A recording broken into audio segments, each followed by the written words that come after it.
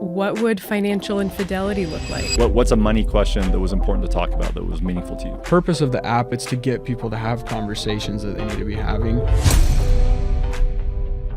So Ashley, your research shows that 55% of divorces involve money issues. So if you're talking to young couples about what they should be discussing, what should they focus on?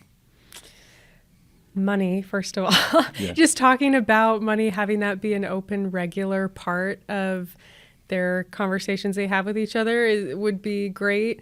But for some couples, when money is a frequent source of conflict for them, it's natural to want to avoid that. Mm-hmm. And so hopefully with some help about what they can talk about, that will become, more natural, less conflictual. They can learn how to come together on some of those things instead of only talking about it when something, blows up or whatever. Yeah, for financial management, it kind of seems like there are some right answers about what you should do with your money. So is it reasonable to disagree? Like, what do people commonly disagree about?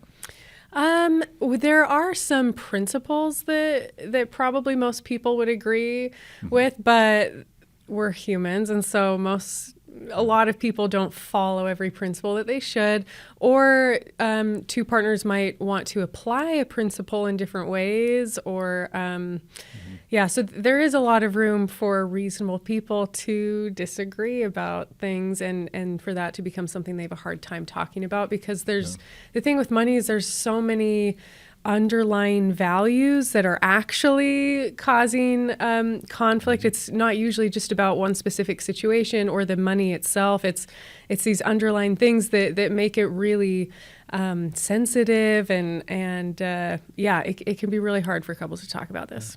Okay. Well, interesting. So Jaden, you read Dr. LeBaron-Black's research. We talked about some publications there, and then you saw an opportunity to turn that into a software product. How did that work? What did you do, and what were you trying to do? Yeah, so I guess to kind of give a little bit of context, I recently just got married, and so right when I was reading her research, I had just gotten married, and when we were engaged, me and my wife actually went through and talked about some of this stuff, which was mostly like initiated by my wife. And she said to me that one of the most important things in a relationship is communication. And so we actually went through and read some lists of things you should talk about and having a conversation about it. Mm-hmm. And I was just thinking about the research I was reading that most people don't have these conversations, and then it comes back to cause problems in their relationship, like Dr. LeBaron-Black was saying. Mm-hmm. And so I just think that if there's an app that puts everything together and makes it kind of fun to have the conversation and you see the progress happening, then not only will a lot more people have these conversations, but then they can have a place where they can take notes about it or set a goal, and it will just kind of help them start to have those practices as normal in their relationship. And then because of that, will make relationships better. Mm-hmm. And just personally, for you and your wife, newlyweds, what's a money question that was important to talk about that was meaningful to you? Yeah, a big thing for my wife and I is I'm someone who values saving now, scrimping now, being super good about that, and then later on having that security. And she values that too. But for her, something that's big, that's not super big for me, is she wants to have experiences now. She doesn't want to put off life completely to so that later one day in the distant off future we can do the things we want to. So that's a big thing that we've talked about, is how do we balance those two values? And honestly, just talking about it has been really good for our relationship, because we both love each other, and we both know that we have those different values. I value it a little bit, she values what I value a little bit, but we definitely emphasize different things a little bit more or less. And so talking about it and being very clear that we want to collaborate and make it work for both of us has been really good. Mm-hmm. Yeah, when I think about money, or parenting would be another big one. My wife and I, over the years, I bet I've talked about it for thousands of hours, right? And not in an adversarial way, just, you're kind of mulling through ideas. So Ashley, what are some good questions? What are questions that spark constructive talk for people? Yeah, some that we've put up on it already are just generally trying to get people to think what is the purpose of money, or what does money mean to you? That kind of basic thing that gets couples having the kinds of conversations that Jaden was talking about, you realize that we actually kind of have different orientations towards money, or that like the purpose of money is a little bit different to us. Some more specific things that I think are important are what would financial infidelity look like? Because a lot of couples report financial infidelity. So, and I think to help couples avoid that, talking about like what that means to each person. So it's at least clear, like, okay, here's at least what we know is not okay, you know, for both of us in our relationship. And then you kind of have language around that if, you know, you're ever tempted to be in that situation or whatever. So that's a good one. Another one would be, how well do we manage money together as a team? Getting couples to think through, oh, actually, yeah, you know, maybe one partner is kind of the money person in the relationship, and the other person actually doesn't really know what's going on, or just kind of get them to reflect how they do that together, and if there are any changes they want to make to be more team oriented about money. Okay, that's interesting. And you raised the financial infidelity issue. So I'm just curious, because we all have our preconceptions. I have what I think that means. What are the range of opinions, though? I mean, well, that's exactly, I honestly think the question, the most important part of the question is getting people to realize that some things are not okay, that are really common. So like a really extreme one that would probably be obvious to most people would be like lying about how much debt you're in, or lying about your income or something. But a much more common one would be like hiding a purchase, which a lot of people do because like maybe they, you know, partners disagree about what exactly their money should be spent on. And so if one person spends something that they know their partner's not going to be super happy about, or they're embarrassed about it or whatever, they might just not tell them. So it's like it's a, you know, omission thing. But if, you know, couples talk about, no, actually it's like really important to us that we want to be totally transparent about what we're spending money on, like hiding something would feel like a breach of trust, then hopefully when people are tempted to do that, they'll be like, oh no, we talked about that, like that's financial infidelity, you know? Yeah, that's interesting. And I'm always fascinated in couples. There are different levels of closeness in couples, right? Some people I feel like my wife and I are very independent.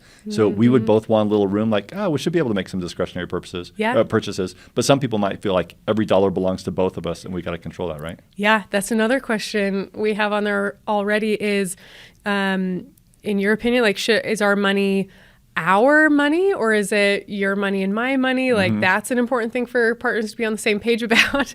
And in like the budgeting questions, I think there's a question on there that gets couples to think about like, yeah, do we have some money that's like kind of just for both of us to do what we want with, that we don't have to talk to the other person about, like, which I recommend for couples because yeah. Okay, super interesting. So the app aims to prompt this kind of discussion. So Jaden, how does it work? Can you just walk us through, if someone's using it, what do they do? Yeah, so right now the way the app's set up is you log in and you can actually connect your account to your partner's account. And then you start off by going through different topics and it gives you prompts. So the prompts are just questions. And then your job is not to type an answer to the prompt, but to talk about it with your partner. And then you can take notes about the conversation you have. There's a little note bar in there. And then also you can set a goal based on the conversation you had if you want to. And then also on the flip side, you can also just go in and make a note of like a thought that you had, or you can just set a goal without having an act going through the conversation part. And then the last piece I'll add to how the app works is throughout the app at every stage, if you're ever looking at a certain prompt, you can click learn more and it will take you to a resource page that has resources posted. And we're hoping to build that out more than what it's at right now. That's the idea. But the resource page is already started with some of the research that Dr. LeBaron-Black has done and other professors and things like that. So I guess I would say like the purpose of it, the flow of it is that you go through the app, having the conversation with your partner, able to take notes or set a goal if you want to, and then you're always led to the resource page if you want to learn more about it. Okay, great. So right now it's a web-based app. Look in the description, click on the link and try it out. And it's very clean and easy to use. There's how the app works, and then there's how people use the app. So how do you envision couples actually doing it? Would they do this like every day, or is this a one-time thing right before we get married, or what is it? Yeah, that's a really good question. And we were just talking about that very question. What we're thinking is that there's different groups that would want to use the app. There's couples who are about to get married, and they would say, okay, we want to go through and talk about certain things before we get married, just like I was talking about in my circumstance. And then there's also couples who maybe have just been in a long relationship and maybe are running into some struggles with money and want to have a way to like have conversations about it because they're not used to that. Or just couples who have been in a long relationship and want to have better conversations. So there's different groups.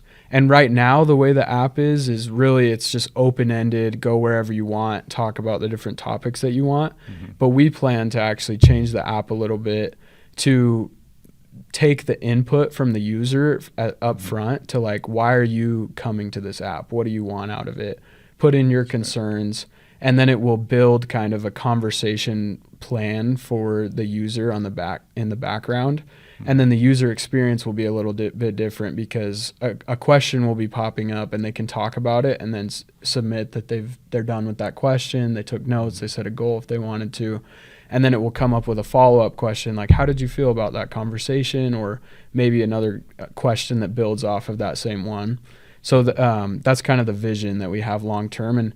And also I will add, I don't know if you're going to ask about changes we want to do later, but a big change we want to make to it is we kind of want to gamify the app so that it's, because the app really isn't, the purpose of the app isn't mainly to teach people or like say this is the answer to what you want to do. It's to get people to have conversations that they need to be having. Mm-hmm. We offer the resources on the side type of thing. And so we want to create a gamified app, kind of like Duolingo, but for conversations. So it's like, oh, I had this conversation with my spouse or my partner, and therefore I'm moving on to the next step and adding little things in like that. That's fantastic. Well, there's some pretty pointless games that are really gamified in apps. So if you can, but apparently with Duolingo, you can do it with language, which we care about and is hard to learn. So with meaningful relationships and conversations, that should be possible too, right? Mm-hmm. So, well, good. So Ashley, and one reason you talked about, Jaden, making some, like asking people what their intent is and using the app on the front end. So actually one reason that would make sense is different generations kind of look at money differently maybe or have different approaches. Mm-hmm. So now maybe Gen Z is mostly the group getting married right now. What are their concerns or how do you tailor discussions to them? Yeah, it is just how couples are approaching their marriage and their money is a little bit different with younger generations than it has been before.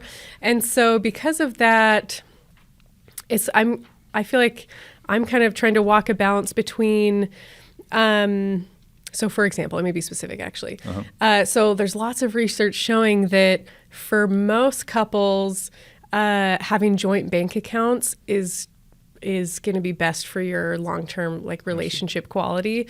And why is that? There's several reasons. It like tends to unify people, like be more of a team around money. There's more transparency. Like it really is more just like a team thing. And money's like so fundamental that being like unified and moving forward as a united front on that seems to just like be a lot better than people trying to live like kind of independent lives. Like you pay for these things, but we're married, we're a team, doesn't really match what marriage actually is. Anyway, but it's becoming a lot more popular for people to have separate finances.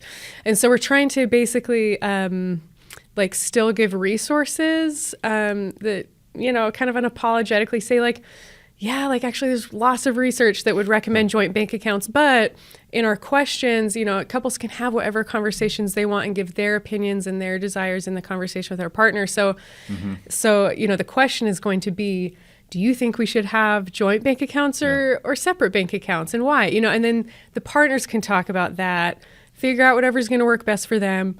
But if they click on the resources, they'll see what the research would suggest, that kind of thing. So that's kind of, I guess finding a balance between like letting people make their own decisions, but also giving them some guidance for what might be a helpful decision to make for most people, especially with, trends with younger generations of couples. I do think like just apps in general, for younger people, an app might be something they might be more likely to go to than like a sit-down therapist. So I think this is a great idea. Yeah, those are some things that come to mind. That's great. And I've heard people suggest before that couples who intentionally design their relationship, and like we all come from different households with different assumptions, but if you're intentional about how you design it, that's a key indicator or something that will help you be successful over time. How much of the money talk or this sort of aspect of marriage could be completely designed? Like if a couple says, you know what, we want to be completely irresponsible, we're just going to spend money when we have, as long as they're unified, is that what's important, or are there kind of correct things they should be doing? No, there's definitely correct things they should be doing. So I feel like there's kind of two like hopefully positive outcomes that come from people using the app. Like the one is like, I think they will be like become more like responsible money managers, make better financial decisions, and then hopefully also make better relational decisions and become closer together. So it's kind of like we're shooting for financial health and relational health. And I think this app really helps with both. Okay. Yeah. Two separate concepts that overlap is really the thing, right? Yeah. So Jaden, let's talk about kind of more the business aspect. I'm thinking, so my kids are teenagers. So a few years from now, they will get married likely. And at that point, maybe I would buy the app for them or do something because I would want them to do this. I think back on my experience. Is that the target demographic, or who do you think ends up using the app or buying it? Yeah, so this is another thing we've talked about a little bit, and we really see a couple different ways it could go. As far as target market, when I originally was designing the app, what I had in my mind is like a couple about to get married. But as I've like built it and thought about it, I'm like, really, this could be for any couple, any relationship where they want to be better about talking about money.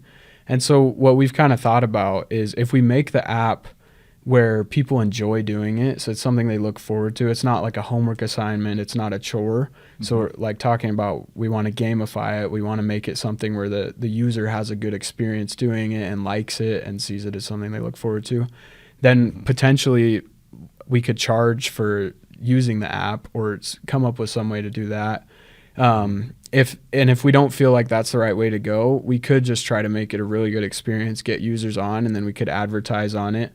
And then really as far as what you said, I do think there is a potential for like, this could be a wedding gift of like, okay, a young couple is getting married. And so, the parents will be like, okay, yeah, I'll pay $10 so that they can use this fun app that will get them to talk about this and hopefully have a better relationship, Yeah. Something that I've really thought about is if we get a lot of users on the app and having a good experience with it, it'd be a great place for content creators.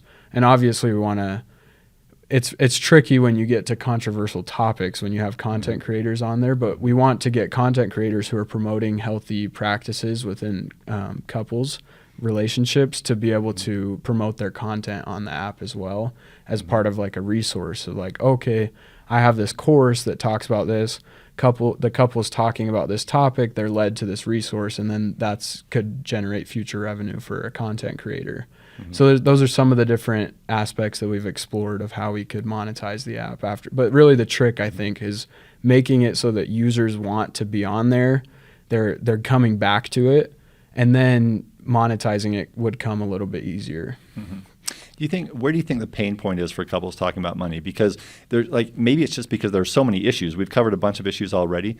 And I know like my wife and I before have had a deck of cards where you just pull them and it's discussion points and it's just about random nonsense, but it's still kind of fun. Like, I don't think talking about issues is painful. It's just maybe getting started, or what is the issue? Well, I would say getting started for sure. That is a pain. That was a pain point for me. It's like, okay, let's have this discussion. What do we talk about? Yeah. So having the prompts is for sure good. Another thing, kind of like Dr. LeBaron-Black was saying, is that couples may have a bad experience talking about it and then say, okay, we're never going to talk about this. So if they come into it like, hey, this is a guided discussion, that maybe they're willing to try it again, or maybe let's go check out some of the resources for it.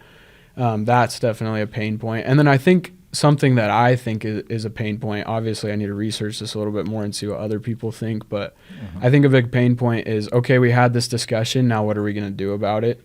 And I think that's a big thing that the app could help with, especially if we partner with content creators or teachers or any type of therapy of therapists. Then it's like, okay, now you have a way to take what you're teaching and give the couple an easy way to apply it. Like, they're talking about it, they just have an easy time where they can just pull out their app, have a 5-minute discussion and say, let's set a goal. And they write down a goal of like, hey, we want to save this much money by this time for this. And then they both have access to that goal in their app. Oh, that's great. So yeah, it's kind of a weird market inefficiency to me that like marriage, if you're married or anyone with a relationship, like you really care about your relationship. You put all kinds of time and resources into it, but average person, how many family science research papers have you read? I've read some of yours, but other than that, so yeah, not very many people have. So yeah. So, but from my perspective, just getting your research out in the market where it can make a difference for people is super helpful. But for the app, how would you measure the results? What's a successful result, do you think? Yeah, measurement is a good question. I mean, unless if we're trying to go past like anecdotal, like, hey, what do you think of the app? Then it would probably have to be something that measurement would have to be something we incorporate into the app where throughout the experience or at whatever the end of the experience is, they, we could collect data on, either from the type of on a scale from 1 to 7, like how helpful was this, or how often did you have conversations with your spouse before about money? How often do you now, or how comfortable are you compared to how, so there are questions we could ask that could quantify the success for sure. Mm-hmm. Yeah. And in the app, what might that look like, Jaden? Like how could we quantify that for people? Yeah, something that I was kind of thinking about that when I started, and I was saying, okay, we can track. Obviously, there's privacy issues. We're not going to like track people's conversations, but we could track like how many times people click on a certain prompt, and then you can see like, okay, are they having? What is the main like issue that people really want to talk about? So as far as like tracking things in the app, I already thought about that, but now that we're having this discussion, I'm kind of thinking about, hey, maybe we could like ask the couple a question after like they've been using it for a certain amount of time. How well do you feel like this has helped your relationship? Or are you like kind of like Dr. LeBaron-Black was just saying, do you have more conversations now than you did before? And honestly, in my opinion, just because of the research that she's already done showing that people aren't having these conversations, if you have people coming back to the app, that to me is a metric of we're succeeding in just getting people to have the conversations, Yeah, so to that point, let me ask you, Ashley, like with parenting, sometimes they say that the worst kind of parent is an uninvolved parent. As long as you're there trying, even if you're terrible, like it's doing some good, right? Is that true for couples working through problems as well? I mean, I definitely think effort is usually gonna get you somewhere than just like giving up or not really trying. I just had another thought about like how we could measure it. In Netflix, when you watch something, you can like do a thumbs down or I like this or an I love this. Yeah. It could be as simple as like with every question that they click on, they can click a button of like, this was helpful, or like, I hadn't thought about this before, some kind of like quick, like they click and it gives us feedback of like, oh, like they like this question a lot or whatever. Yeah. Well, great. Well, just in these last few minutes, what are some, Ashley, I'd be interested, what are some key findings from your research that you feel people should know? Money matters a lot in couple relationships. And it's not just like, obviously, finances matter in life. Like financial stress is really hard on people, mentally, physically, but it's also really hard on relationships. So sometimes the finances themselves need help. And I think, again, this app could help with that. But then sometimes it's not that like it's necessarily we don't have enough money, but we cannot come together about like what to do about it. And so, again, I think the app can help with that. Another thing too, I've been thinking about is with the whole, kind of like premarital, education preparation element of it. I think too many couples don't realize that finances are a big deal. They're going to be a big deal in life, in your marriage. This should be one of the big things you pay attention to in dating and engagement. So I think a lot of young couples just don't know what kinds of conversations they should be having. And I think our app can help them be like, oh, like what is a 401k matching, or like, like they'll just realize things and talk about it with their partner that they didn't know before. Whereas some couples, they're like, all right, we've had exposure to everything at this point, but we still don't know how to talk about it. And hopefully, the questions will help them come together. And I'll just say too, like from the research, we could go through any one of the categories that these questions have been lumped into, and I could tell you what the research says, about like, like budgeting is a good idea. Like we've seen links between like budgeting as a healthy financial behavior and good marital outcomes. So this is all like based in research of like what's good financially, and then like that does have real implications for the success of people's relationships. Yeah. Okay, fantastic. And Jaden, what's so exciting about this for me is that we can look at this valuable research. People don't know these things, and we should know them. And then we can create something that gets it out there in front of people in a way that they wouldn't have access. If there's some other researcher somewhere on our campus maybe, who wants to get their research out into a product, what would you tell them? What's the advice? Reach out to you. Okay, that is good advice. I would tell them, I don't know. I've been thinking about this a lot because I'm super interested in like building something that people want to use. So I've been thinking about it a lot. But so obviously I would tell them to reach out to you because that's what the tech transfer office really tries to do. So if they come to you, I'm sure they're going to find a way to really make it into something commercializable that can get out there. As far as what I would say to them personally is just start to investigate, like, why aren't people doing this? If you want people, like, for example, in this scenario, why aren't people having conversations about money? They don't know what to talk about. It's awkward, uncomfortable. So we've been brainstorming, okay, we want to gamify the app. We want to give them prompts so that they know what to talk about. So you could apply that to anything, just saying, like, okay, we have this problem, but why are people not addressing the problem with what they already have? And then trying to solve that pain point. Okay, fantastic. And we have hundreds of researchers on our campus. There are researchers on all campuses doing great research that can improve people's lives. Because of modern tools, it's gotten easier than ever to make those things be an actual product that people can use and make part of their lives. So we are working on that. But well, thank you both for sharing these ideas with us. The app's great. I hope it helps a lot of people, and appreciate you taking the time. Thanks, Thank Dave. you.